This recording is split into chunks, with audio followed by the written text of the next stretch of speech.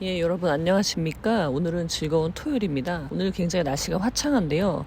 오랜만에 야외에서 영상을 찍습니다. 물론 오늘 말씀드릴 주제가 이렇게 유쾌한 내용은 아니지만 우리가 삶을 살면서 반드시 알아야 되는 내용이라고 생각을 하기 때문에 어렵지만 이야기를 나눠보기로 하고요. 여기는 해바라기 센터라는 곳입니다. 해바라기 센터는 뭐 하는 곳이냐면 365일 24시간 운영을 하고요. 이제 성폭력 피해자 그리고 아동학대, 그러니까 가정폭력의 피해자들을 위해서 통합적인 의료 서비스도 제공하고 상담 서비스나 아니면 경찰 조사와 연계된 그런 통합 서비스를 제공하는 곳이라고 이해하시면 될 것 같고요. 중요한 거는 365일 24시간을 한다는 거죠. 그러니까 내가 피해를 받은 시간이 새벽이든 주말이든 상관없이 이곳에 여러분들이 도움을 요청하시면 될 것 같고요. 자, 제가 19년차 변호사로서 정말 다양한 형사사건을 다뤄봤습니다. 강력 범죄부터 시작해서 마약이라든지 보이스피싱은 이제 일반적인 경우가 돼버렸죠. 그리고 작게는 음주운전이나 절도와 같은 그런 가벼운 범죄까지 해서 스펙트럼이 되게 넓은 형사사건을 다루어왔는데, 제가 생각할 때 가장 피해가 큰 범죄는 무엇이냐? 그것은 단연코 성범죄입니다. 왜 그러냐면, 자, 폭행이나 상해는요, 내가 누구한테 맞았어. 그럼 명확해요, 맞은 거는. 그리고 전치 몇 주 나왔어. 그러면 피해도 명확해. 증명이 가능해요, 객관적으로. 근데 성범죄는요, 그 사실 자체도 입증하기가 어렵지만 피해가 어느 정도냐, 그거는 사람마다 다를 수 있잖아요. 그래서 입증하기가 쉽지 않아. 그런 점에서 굉장히 특수성이 있고요. 그리고 그 성범죄는요, 제가 성범죄를 굉장히 잔인한 범죄라고 보는 이유가요, 폭행이나 상해는요, 아니면 학대는요, 내가 고통을 받아요. 고통스러워. 내 몸이 아파. 아, 이거 아프다. 고통스럽다. 그런 느낌이 반응을 하는데, 이거는 내가 의도적으로 반응하는 게 아니라 그냥 자연적으로 그렇게 반응을 하게 되어 있어요. 근데 성범죄는 뭐냐면, 나는 고통스러워. 나는 정신적인 고통을 받는데 내 몸은, 우리가 성관계를 맺을 때 그런 쾌락을 느끼는 거 있잖아요. 사고가 있는 인간이 이전에 포유류라는 동물이잖아요. 감각적으로 그것을 쾌락으로 느끼게 된단 말이에요. 그래서 성범죄가 인간이 할 수 있는 가장 잔인한 범죄라고 제가 생각을 하는 게 그런 것 때문에 그래요. 내 정신은 고통을 받는데 내 몸은 그렇지 못하다는 거죠. 이 괴리에서 오는 고통이 굉장히 큰 거거든요. 이거는 인간성을 말살시키는 거예요. 그렇기 때문에 어떤 폭행이나 상해보다도 성범죄는 더욱 그 인간의 존재를 말살시키는 굉장히 큰 범죄라고 저는 생각을 합니다. 그렇기 때문에 우리 법에서도 강간이라든지 중강간이라든지 강제추행 이런 것들을 굉장히 엄하게 처벌하고 있는 거죠. 그런데 이렇게 심각한 범죄의 피해를 내가 당했을 때 어떻게 해야 되느냐에 대해서 갈팡질팡하는 경우가 많아요. 그래서 이 부분에 대해서 제가 19년차 변호사로서 좀 주의사항을 말씀드리고자 합니다. 자, 5가지를 말씀드릴 건데요. 첫 번째는, 이것이 성범죄인지 아닌지는 내가 판단할 수 있어야 돼요. 최소한. 그러니까 평소에 그런 교육이 필요하다는 거죠. 연애를 하기 전에, 남자든 여자든 마찬가지입니다. 연애를 하기 전에 최소한 내 행위가 범죄가 돼서는 안 되잖아요. 그러면은 무엇이 범죄인지 알아야 되죠. 무엇이 강간이고 무엇이 강제추행이고 무엇이 중강간인지에 대한 인식이 있어야지 내가 그걸 피해갈 수 있잖아요. 내가 연애를 할 때 주의할 수가 있는 거잖아요. 근데 또 이렇게 말씀드리면, 그런 것까지 생각하면서 사랑을 해야 되냐라고 하지만, 그렇게 안 했을 때 그 피해는 다 내가 받는 거죠. 그리고 나는 가해자가 될 수 있고 상대방은 누군가를 피해자로 만들 수 있기 때문에 안 된다는 거예요. 법이라는 건요, 인간이 지켜야 할 도덕의 최소한이에요. 그게 전부가 아니라고요. 범법자가 되지 않는 건 너무나 당연한 겁니다. 그게 우리의 목표가 아니란 말이에요. 그러니까 당연히 알고 있어야 되죠. 법률의 부지는 용서받지 못해요. 나 몰랐는데 이런 게 어떻게 강간이냐, 그렇게 아무리 항변해봤자 소용이 없단 말이에요. 우리 법은 그걸 처벌하고 있어? 그러면은 내가 그걸 알고 그런 행동을 하지 말아야 되는 것밖에 없는 거죠. 자, 그래서 첫 번째는요, 내가 무엇이 성범죄인지 알아야 돼요. 그러면 일반적으로 그거죠. 내 의사에 반한 성관계는 안 되는 거죠. 근데 내 의사에 반해서 성관계가 이루어졌다는 거는 거기에 폭행과 협박이라는 강제 수단이 동원되어야 이루어질 수 있는 거겠죠. 그래서 폭행, 협박이라는 게 정말 때리고 그런 게 아니라 나를 제압하는, 내가 항거하지 못하게 제압하는 상태, 그것도 성범죄가 될 수 있다는 거. 그래서 여러분들이 먼저 평가를 할 수 있어야 돼요. 첫 번째는. 그래서 배워야 된단 말이에요. 공부를 하셔야 된다는 거죠. 어떻게 공부를 하느냐? 아변 채널을 많이 보시고, 모르면 물어보시고 그래야 돼요.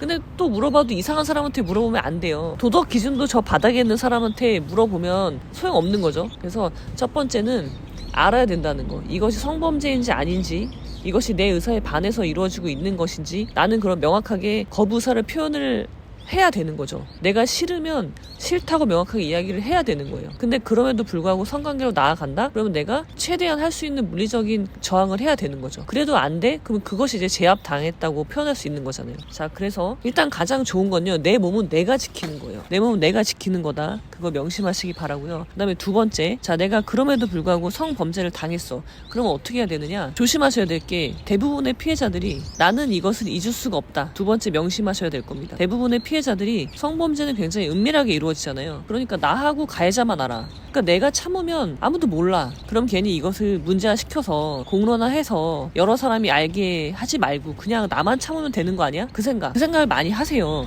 근데 여러분, 거짓말이에요. 여러분은 참을 수가 없어요. 이 성범죄라는 건요, 제가 아까 말씀드린 것처럼 인간의 존재를 말살시키는 범죄이기 때문에 내가 나로서 살아갈 수가 없어요. 그리고 잊어버린 척을 하겠죠. 자, 내가 이걸 성범죄로 신고를 하고 뭐 조사를 받고 상대방도 조사를 받고 상대방과의 관계가 나빠지고 뭐 주변 사람들까지 뭐 소문이 나고 그런 생각을 막 상정해. 그래가지고 하지 말자. 그냥 나만 참으면 되잖아. 그건 뭐예요? 그거는 바로 문제를 회피하는 거잖아요. 근데 회피한 문제는요, 해결된 게 아니잖아요. 그래서 여러분들의 가슴 속에 계속 남아서 앞으로의 여러분의 인생에 계속 영향을 미칩니다. 여러분이 다리야.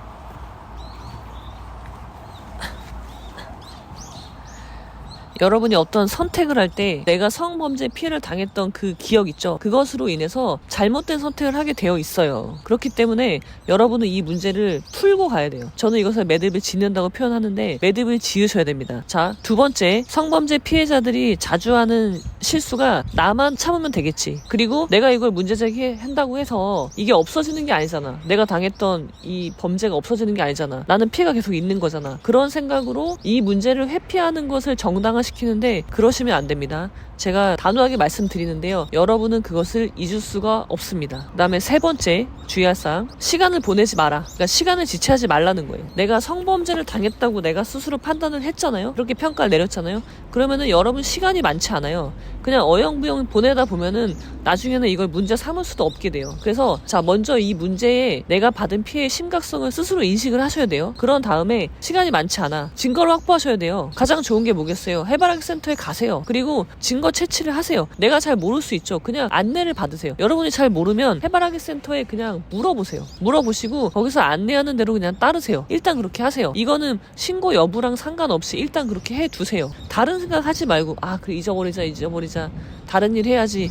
그러면서 나는 굉장히 큰 상처를 받았는데 일상에 복귀하려고 하지 마시고 여러분의 일상은 이미 무너진 거예요. 그러니까 자꾸 안 무너진 척을 하지 말고 그냥 해바라기 센터에 연락한다. 그리고 증거 채취한다. 거기까지 일단 하세요. 시간이 많지 않습니다. 최소한 하루 이틀 이내에 다 하셔야 돼요. 딴 생각하지 말고 제가 시키는 대로 하십시오. 내가 성범죄를 당했다고 생각하신다면 그렇게 하셔야 돼요. 그리고 가해자랑 이상한 연락하지 마세요. 가해자랑 뭐 괜찮은 척 나 괜찮아 뭐 그런 식의 연락을 주고 받거나 전화를 해서 아무렇지도 않게 뭐 다음에 언제 만날까 그런 식의 이야기를 하시면 안 됩니다. 그 관계는 끝난 거예요. 여러분이 자꾸 괜찮은 척, 사람 좋은 척, 대범한 척 그런 척을 하는 게 제일 나쁜 거거든요. 그거는 공자가 말하는 사입이에요. 그래서 여러분의 상태에 집중하셔야 된단 말이에요. 그래서 쓸데없는 연락을 하지 마라. 세 번째 주의사항은 시간을 허투루 보내지 말라입니다. 그 다음에 네 번째는요, 기록해라. 이거는 증거를 확보해라 라는 말과 비슷한데요. 기록하세요. 여러분의 기억력은요 점차 희미해질 거예요. 그러니까 쓰세요. 손으로 쓰셔도 되고 손으로 쓰면은 많이 못 쓰니까 타이핑을 치세요. 그래서 정확하게 하나하나 나의 행적 하나하나 뭉뚱그려서 쓰지 말고 어떻게 그 사람을 만났을 때 어땠고 무슨 말을 했고 그 당시에 어디를 갔는데 식당을 갔으면 그 식당의 이름, 시간 정확히 거기서 점원이 어떤 행동을 했는지까지 다 기억나는 모든 것을 적으세요. 어떤 메뉴를 시켰고 기억이 나는 걸 다 적는 거예요. 사진처럼. 그러니까 우리가 사진을 찍는 것처럼 내가 기억하는 것을 장면으로 생각을 하시고 그 장면을 기록하시란 말이에요. 묘사를 하시란 말이에요. 상황을. 행위 하나하나 다 구분해서 시간대별로 다 생각나는 시간 사소한 거라도 다 적으세요. 그렇게 하십시오. 자, 그렇게 준비를 해 놓으시고요. 첫 번째는 성범죄인지 내가 알아야 된다. 내가 평가할 수 있어야 된다. 성범죄의 피해자가 되지 않도록 거부하고 저항하고 최대한 그 상황을 모면하도록 한다. 그다음에 두 번째, 나는 잊을 수 없다. 나는 이 사건을 잊을 수 없다. 자기 자신을 기만하지 마라. 그다음에 세 번째, 시간을 허투루 보내지 마라. 그다음에 네 번째, 증거를 기록해라. 그다음에 다섯 번째, 자, 다섯 번째는 뭐냐면 상대방을 걱정하지 마세요. 가해자를. 대부분의 피해자분들이 공통적으로 하는 걱정이 내가 이걸 문제 삼았을 때 그래 난 도저히 이걸 참을 수가 없어. 그래서 이걸 문제 삼았어. 공론화를 했어. 고소를 한다는 이야기죠. 고소를 했을 때 상대방이 받게 되는 처벌이 어떻게 될까요? 그게 너무 심하면 나중에 상대방이 보복을 할 수도 있고 나를 가만두지 않을 수 있지 않을까? 그리고 내가 저 사람의 인생을 망치는 거 아닌가? 그런 또 연민에 빠져서 그런 걱정을 하시는 분들이 있는데 그건 여러분들이 할 걱정이 아닙니다. 성범죄의 피해자가 할 걱정은 아니라는 거예요. 내가 하는 경찰에 신고하는 거는 나는 피해자로서 신고를 하는 거죠. 근데 저 사람이 어떤 처벌을 받을 건지는 저 사람한테 달린 거예요. 일단 첫 번째, 그 사람이 행한 범죄가 무엇인지에 달린 거고요. 그다음에 두 번째, 그래 그 범죄를 인정하고 반성하고 사과하고 그런 행동을 보인다면 내가 합의를 할 수도 있는 문제예요. 그건 나중에 문제지만. 근데 그거는 내가 결정할 수 있는 영역이 아니란 말이에요. 그거는 쟤한테 달린 거예요. 가해자한테. 근데 내가 그것까지 걱정해서 이거 법정이 너무 센데 그러면 내가 저 사람 인생을 망치는 거 아니에요? 아니죠. 저 사람의 인생을 망친 건 내가 아니라 저 사람이죠. 자기가 망친 거예요. 아이고 다리 너무 아프다. 진짜.